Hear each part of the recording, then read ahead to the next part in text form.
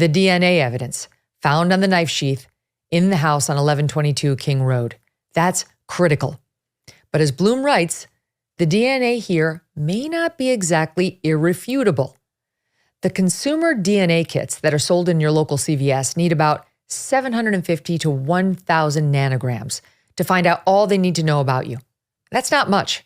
It's smaller than a speck of floating dust and a whole lot less substantial. A single nanogram is as heavy as a breeze. It weighs a few trillionths of a pound.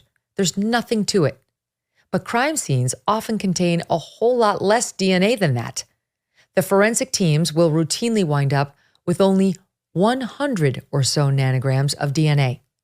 Yet scientists can nevertheless work their magic and use even this microscopic amount of genetic evidence to nail the criminal. The problem, however, was that the DNA on the knife sheath here, authorities would concede on background, was less than 100 nanograms. A whole lot less. A mere fraction, in fact, of a single nanogram.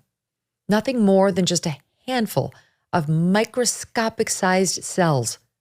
In total, according to knowledgeable sources, about 20 cells, reports Bloom. Maybe, they whispered, even fewer. The DNA sample was as small as a fragment of a speck balanced on the head of a tiny pin. It no longer mattered that they had previously drawn a blank trying to make a link between the DNA on the knife sheath, button, and Bryan Kohberger. They had succeeded in doing the next best thing, and they were convinced that was good enough. They had matched the speck of DNA recovered from the murder house to the DNA embedded in the trash of Michael Kohberger, the suspect's father.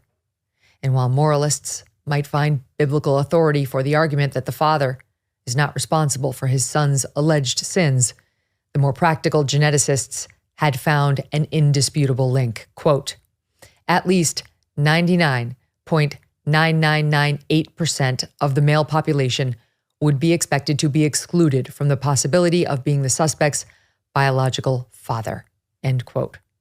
Meaning the DNA on the knife sheath button belonged, the Idaho authorities asserted, to Michael Kohberger's son, Bryan.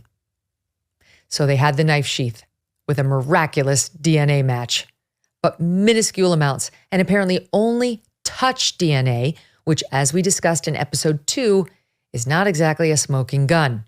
A defense attorney can do a lot to poke holes in touch DNA. And while the knife sheath was found, the knife was not.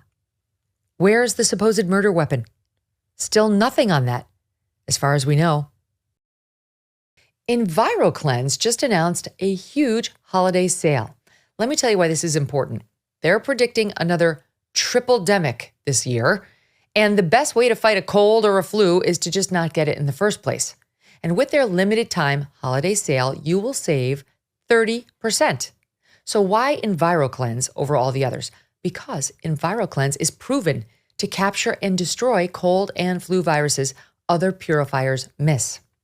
EnviroCleanse's military-grade technology wipes out bacteria, toxins, and mold that can make you sick.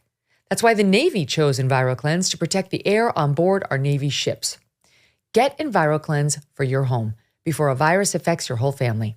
Right now, you'll save 30% during their holiday sale, plus get fast free shipping. Visit ekpure.com and use code Megyn30 for 30% off your order. ekpure.com, code Megyn30. ekpure.com. Hey, thanks so much for watching. If you like what you just saw, hit the subscribe button for more clips and full episodes.